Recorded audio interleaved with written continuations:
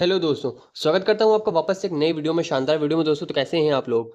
I hope आप लोग बहुत अच्छे होंगे। आज की वीडियो हम लोग बात करने वाले यूपी पुलिस का जो आज एग्जाम हुआ है, एग्जाम 30 अगस्त फर्स्ट शिफ्ट में। दोस्तों चलिए हम लोग फटाफट क्वेश्चन की तरफ बात करते हैं, किस तरह के क्वेश्चन पूछे जा रहे हैं आपसे। ठीक है ना। देखिए सबसे पहला क्वेश्चन आपसे ये कह रहा है दोस्तों, क्या बोल रहा है बताइए। सबसे पहला क्वेश्चन आपसे ये कह रहा है, ग्रीन फाइनेंस किस तरह से सतत विकास का समर्थन करता है। तो आपसे ये कह रहा है, तो इसका कौन सा ऑप्शन करेक्ट होने वाला है बताइए। तो ऑप्शन नंबर दोस्तों यहाँ पे डी हो जाएगा करेक्ट। आपको ध्यान में रखना, पर्यावरण के अनुकूल परियोजनाओं के लिए वित्तीय संसाधन उपलब्ध कराकर। ठीक है, चलिए अगला क्वेश्चन क्या है। अगला क्वेश्चन है कि व्हाइट गुड्स पर लगाई जाने वाली उच्चतम जीएसटी दर क्या है। तो आपको ध्यान में रखना है, उच्चतम जीएसटी दर है 28%। ठीक है ना।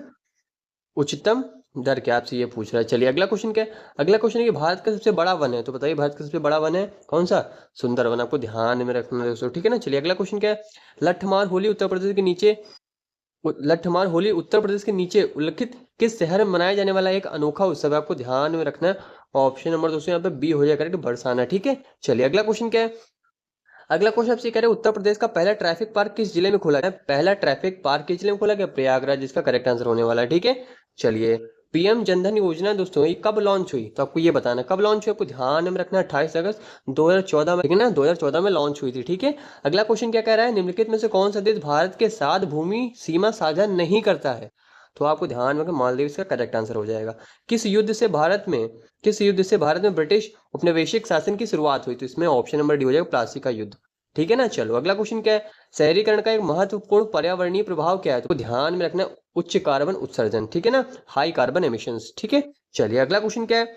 अगला क्वेश्चन आपसे कह रहा है कि रैनसमवेयर शब्द का अर्थ है। तो इसका अर्थ है क्या, ऑप्शन नंबर यहाँ पे डी हो जाए करेक्ट। एक सॉफ्टवेयर जो फाइलों को एनक्रिप्ट करता है और फिरौती की मांग करता है। ठीक है, चलिए अगला क्वेश्चन क्या है। सदगति पुस्तक जिस पर एक फिल्म बनी थी किसके द्वारा लिखी गई थी। तो बताइए, आपको ध्यान में रखना, प्रेमचंद जी के द्वारा लिखी गई थी। ठीक है ना। चलिए अगला क्वेश्चन क्या है, निम्नलिखित में से किस पूर्व भारतीय प्रधानमंत्री को भारत रत्न नहीं मिला था। तो आपको ध्यान में रखना, मनमोहन सिंह यहाँ पे हो जाए correct option, option number B हो जाए करेक्ट दोस्तों। ठीक है, चलिए अगला क्वेश्चन क्या है, भारत में प्रथम जनगणना किस शासक के समय आयोजित की गई थी। ध्यान में रखना, यहाँ पे ऑप्शन में दोस्तों आपका सी हो जाए करेक्ट, लॉर्ड मेयो। ठीक है ना। चलिए अगला क्वेश्चन क्या है दोस्तों। अगला क्वेश्चन आपसे कह रहा है दोस्तों कि डैश का अर्थ है किसी अन्य व्यक्ति की वेबसाइट पर बलपूर्वक नियंत्रण स्थापित करना, यानी कि ऑप्शन नंबर दोस्तों यहाँ पे हो जाएगा करेक्ट, वेब हाईजैकिंग। ठीक है, अनदर पर्सन वेबसाइट, यानी कि जो आपसे क्वेश्चन कह रहा था, तो यहाँ पे ऑप्शन नंबर सी हो जाएगा, वेब हाईजैकिंग। ठीक है, चलिए अगला क्वेश्चन क्या है। अगला क्वेश्चन आपसे ये कह रहा है कि भारत और बांग्लादेश के बीच किस नदी के कारण विवाद उत्पन्न हुआ है। तो आपको ध्यान में, तीस्ता नदी के कारण। ठीक है ना।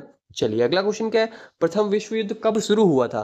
तो बताइए कब शुरू हुआ था। आपको ध्यान में रखना, 1914 में शुरू हुआ था और 1918 में खत्म हुआ था। आपको ये भी ध्यान में रखना है। द्वितीय विश्व युद्ध कब शुरू हुआ था बताइए, 1939 में शुरू हुआ था और 1945 में खत्म हुआ था। ठीक है, चलिए अगला क्वेश्चन क्या है, हड़प्पा सभ्यता को अन्य किस नाम से जाना जाता है। तो बताइए, सिंधु घाटी सभ्यता के नाम से जाना जाता है। ठीक है, इंडस वैली सिविलाइजेशन। ठीक है ना। चलिए अगला क्वेश्चन क्या है दोस्तों। अगला भी क्वेश्चन आपके सामने आ गया, भारत में जीएसटी के जनक कौन कहलाते हैं बताइए। भारत में जीएसटी के जनक कहलाते हैं अटल बिहारी वाजपेयी जी। ठीक है, चलिए अगला क्वेश्चन क्या है कि सोशल मीडिया प्लेटफॉर्म ने इंस्टाग्राम स्टोरीज और स्नैपचैट स्नैप्स के समान फ्लीट की अवधारणा पेश की। तो बताया, आपको ध्यान में रखना है, यहाँ पे ऑप्शन नंबर सी हो जाए करेक्ट, ट्विटर। ठीक है ना, आपको ध्यान में रखना, सी ट्विटर इसका ऑप्शन करेक्ट हो जाएगा। अगला क्वेश्चन क्या है। अगला क्वेश्चन आपसे कह रहा है कि कौन सा शब्द विशिष्ट नियमों के अनुसार टिप्पणियों अवलोकनों की संख्याएं निर्दिष्ट करने की प्रक्रिया का वर्णन करता है। तो आप यहाँ पे जो आपका करेक्ट ऑप्शन होगा दोस्तों, ऑप्शन नंबर यहाँ पे डी हो जाएगा करेक्ट, माप। ठीक है, आपको ध्यान में रखना है।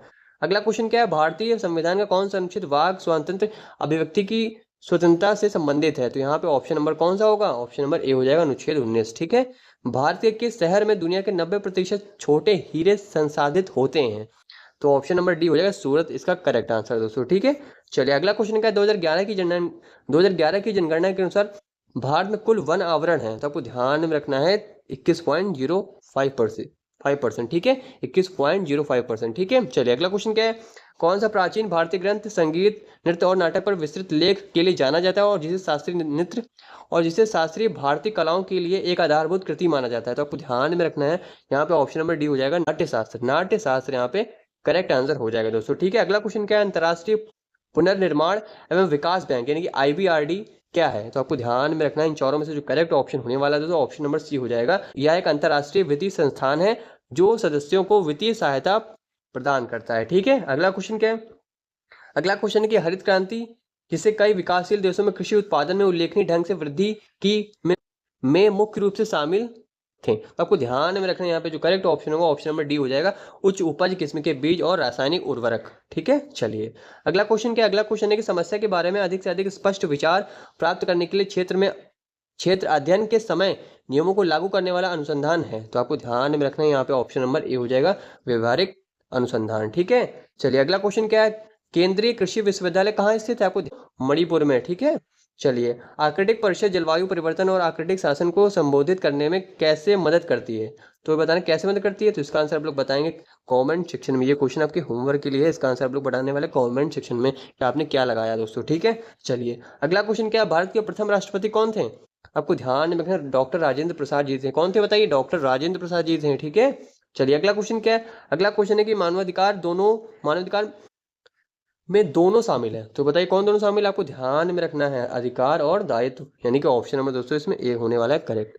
ठीक है, स्पेस एक्स पहले निजी तौर पर वित्त पोषित अंतरिक्ष कार्यक्रम की सह स्थापना किसने की, आपको ध्यान में रखना है एलॉन मस्क, इसका करेक्ट आंसर हो जाएगा। ठीक है, चलिए अगला क्वेश्चन क्या है, अगला क्वेश्चन देखिए आपसे क्या कह रहा है बताइए, अगला क्वेश्चन आपसे ये कह रहा है कि UNCTAD का पूर्ण रूप क्या है, तो बताइए इसका पूर्ण रूप क्या है, United nation conference on trade and development, इसका करेक्ट आंसर हो जाएगा दोस्तों। ठीक है ना, तो ऑप्शन नंबर दोस्तों यहाँ पे ऑप्शन नंबर सी हो जाएगा करेक्ट, इसका करेक्ट आंसर, इसमें ऑप्शन नंबर आपका सी हो जाएगा करेक्ट दोस्तों। ठीक है ना, चलिए अगला क्वेश्चन है, किसने सुझाव दिया कि हर किसी का एक विशिष्ट समूह होता है, तो आपको ध्यान में ये दिया था लैंड स्टीनर ने दिया था। ठीक है ना दोस्तों, चलिए अगला क्वेश्चन क्या है, सोफिया किस देश की राजधानी है, तो बताइए किस देश की राजधानी, आपको ध्यान में रखना यह राजधानी है बुल्गारिया की। ठीक है, किसकी बताइए, बुल्गारिया की राजधानी है। ठीक है, भारतीय संविधान का कौन सा अनुच्छेद राष्ट्रपति के क्षमादान देने की शक्ति से संबंधित है, तो ये संबंधित है अनुच्छेद 72 से दोस्तों। ठीक है, चलिए अगला क्वेश्चन क्या है, सहकारी समिति का प्राथमिक उद्देश्य है सदस्यों की सेवा करना, आपको ध्यान में रखना है। ठीक है, साइबर सुरक्षा के लिए निम्नलिखित में से कौन सी संस्था जिम्मेदार है, तो ये जिम्मेदार है ऑप्शन नंबर यहाँ पे हो जाएगा CERT। ठीक है, तो ये दोस्तों आपको वीडियो कैसी लगी कमेंट सेक्शन में लिखना मत भूलिएगा। ठीक है, अगर आप किसी भी एग्जाम की तैयारी करो तो आप इस चैनल से जुड़ सकते हो। तो यहाँ पे मैं मोस्ट इंपॉर्टेंट GK क्वेश्चन डालता रहता हूँ। ठीक है ना दोस्तों, तो हम लोग मिलेंगे अगले वीडियो में, तब तक के लिए जय हिंद।